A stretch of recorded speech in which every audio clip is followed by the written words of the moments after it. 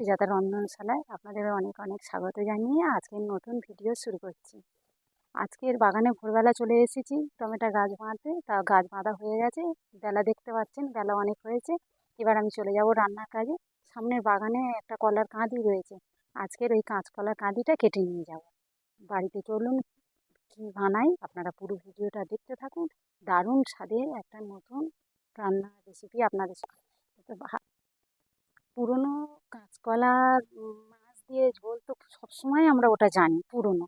সেই পুরনোটাকে নতুন করে কিভাবে প্রেজেন্ট করা যায় চেষ্টা করব আপনাদের কাছে ভালো লাগা, আশা করছি আপনাদের ভালো লাগবে। তা এবারে আমি চলে যাই, গিয়ে বাগান থেকে কলার কাঁদিটা কেটে নেবো। আর তার আগে দেখাই বন্ধুরা, গাছটা দেখুন, গাছটা চিনতে নিশ্চয়ই পাচ্ছেন। এটা আমাদের ব্যবহার করা হয় রান্নার কাজে।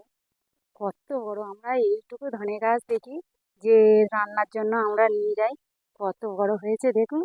আর ধরেছেও কতটা করে, একটা থলিতে অনেকটা করেই ধরেছে।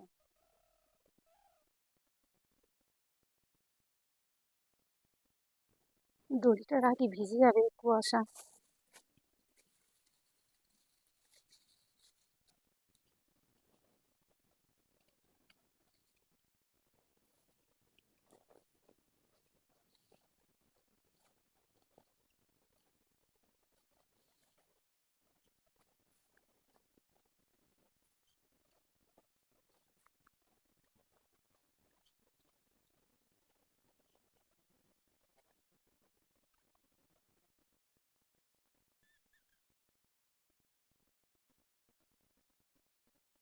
বুনো ফুলের মধু খাচ্ছে।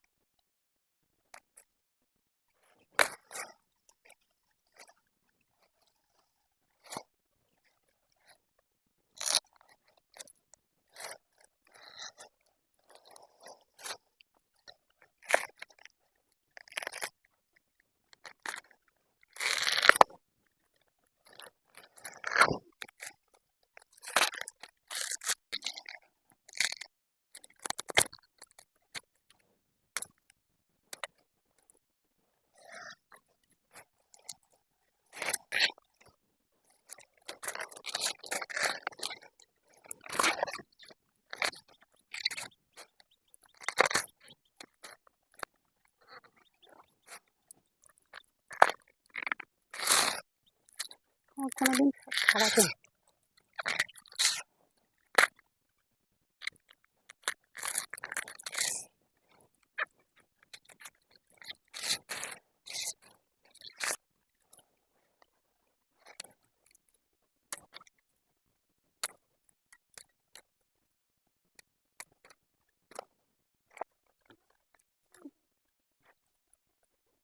দুজনে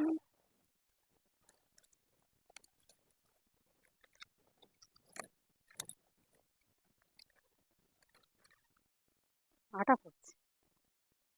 হয়ে গেছে, এবার চলে যাবো রান্নাঘরে।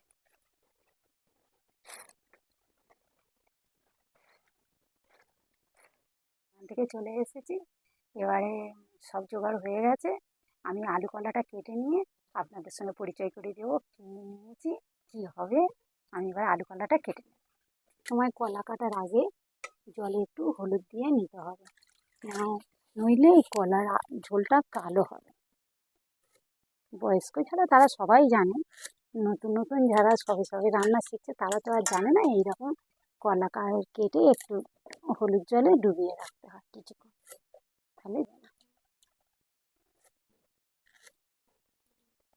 ওখান থেকে জল কালো হয়ে যায়।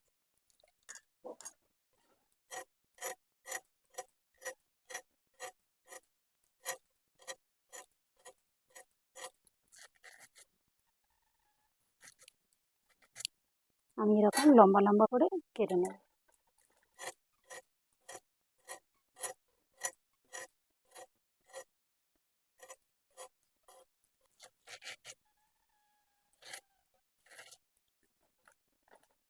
এইরকম বড় বড় করে আলু কেটে নিয়েছি।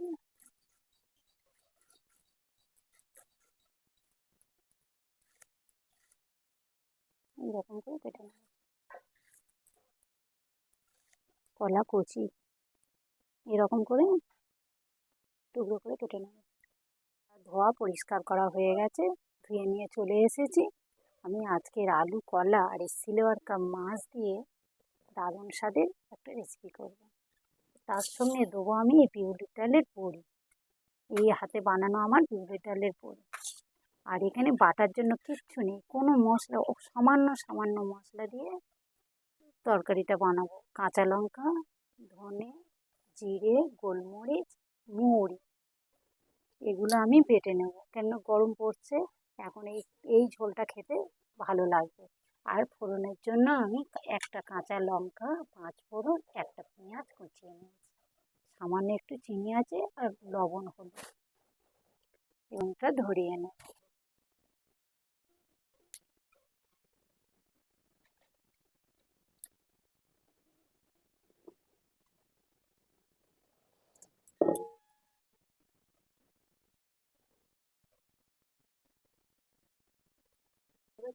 মাছে লবণ হলুদ মাখিয়ে নেব।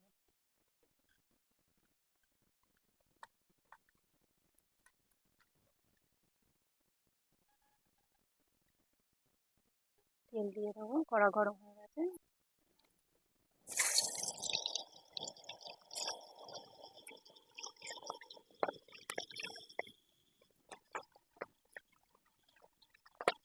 ভালো করে ভাজা হয়ে গেছে, আমি এবার তুলে নেব।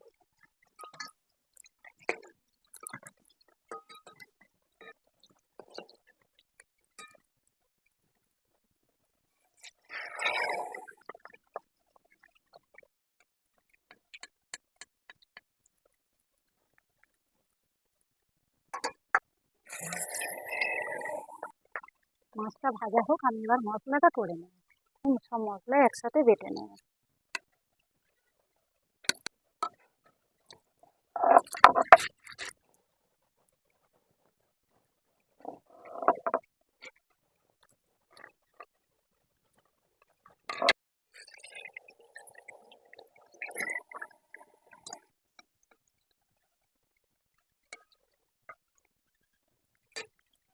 বড়িগুলো এই মাছের তেলে ভেজে নেব।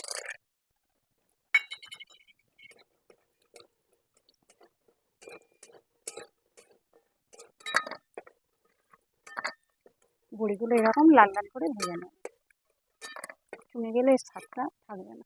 এবার আমি আলুগুলো ভেজে নেব।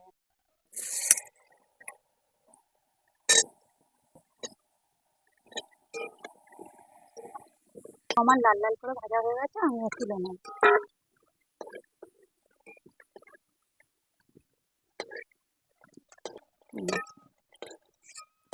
মাছের তেলে আমি লবণ হলুদ কিছুই দিইনি, মাছের তেলে লবণ হলুদ দেওয়া ছিল, তাই আমি আলুগুলো ভেজে নিই। আর একটু তেল দিয়ে দেবো,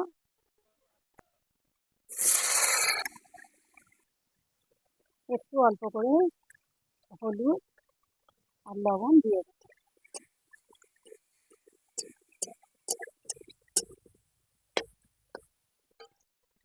কলাগুলো আমি অল্প করে ভেজে নিয়েছি, হয়ে গেছে, আমি তুলে নেব।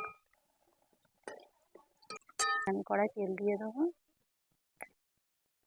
আর টমেটোর কথাটা আপনাদের সঙ্গে বলতে মনে ছিল না, শেয়ার করতে, টমেটো কুচিয়ে দেবো। আমি তার আগে ফোড়ন করে নেবো, 5 ফোড়ন শুকনো লঙ্কা। 5 ফোড়ন থেকে একটু সেন্ট হয়ে গেলেই দিয়ে দেবো পেঁয়াজ 5 ফোড়ন, কাঁচা লঙ্কা 5 ফোড়ন, ফোড়ন করে নিয়েছি, নিয়ে এবার দিয়ে দেবো পেঁয়াজ, কুচনো পেঁয়াজ কুচিয়ে নিয়েছি। এবার আমি পেঁয়াজটা একটু লাল লাল হয়ে গেলে দিয়ে দেবো কাঁচা লঙ্কা, 5 ফোড়ন, পেঁয়াজ ফোড়ন করে নিয়েছি, কুচনো টমেটো,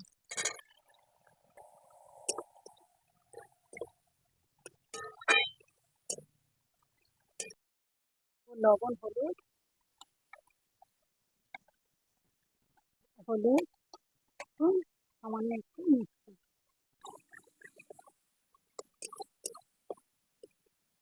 দেবো, ভেজে রাখা আলু দানা।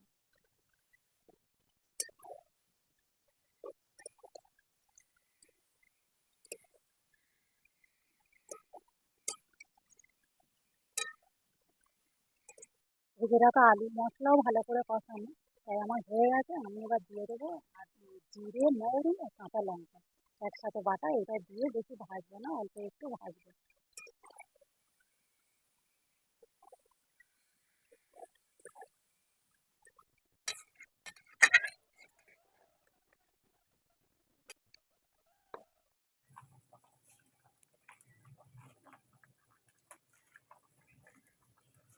আমার ভালোভাবে ফুটে গেছে, আমি এবার ভেজে রাখা বড়ি মাছগুলো দিয়ে দেবো।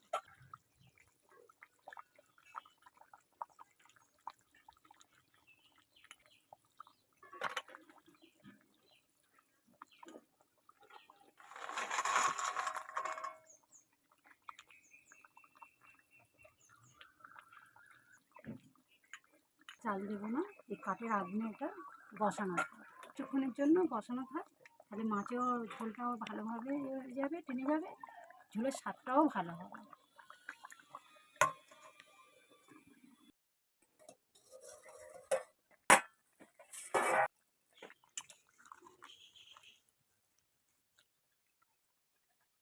ঝোল আমার রেডি, এবার নামিয়ে নেব।